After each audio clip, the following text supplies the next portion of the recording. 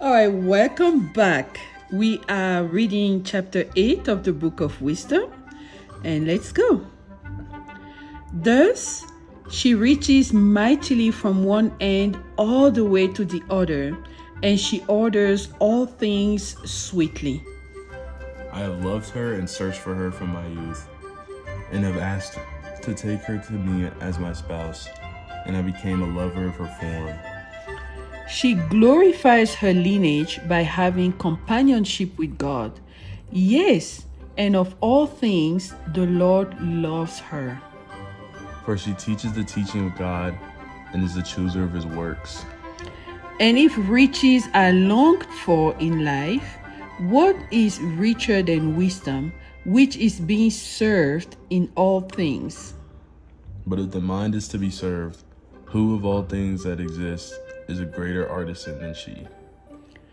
And if anyone loves justice, her labors hold great virtues.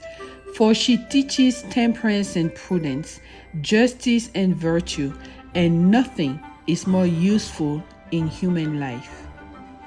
And if one desires a multitude of knowledge, she knows the past and forecasts the future. She knows the subtleties of conversation and the response to arguments. She understands the signs' importance before the events take place, events both of the present time and of future ages. Therefore, I resolved to take her to me to live together, knowing that she will be a good counselor and will console my thoughts and my weariness. Because of her, I have clarity in the midst of confusion and honor among the elders in my youth. And I will be found to be astute in judgment, and I will be admired in the sight of the mighty, and the faces of leaders will wonder at me. When I am silent, they will wait for me.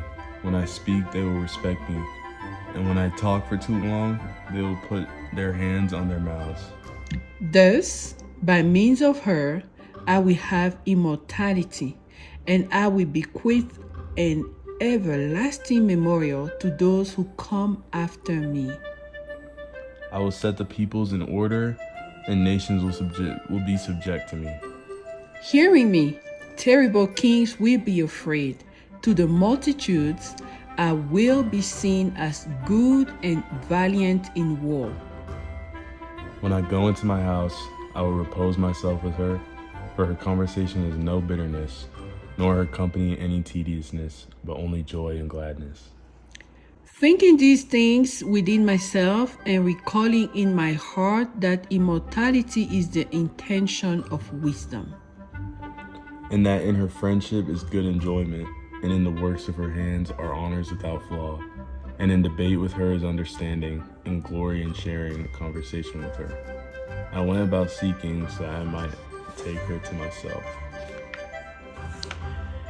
For I was an ingenious boy and had been dealt with a good soul. Even more so, being good, I came to have an undefiled body.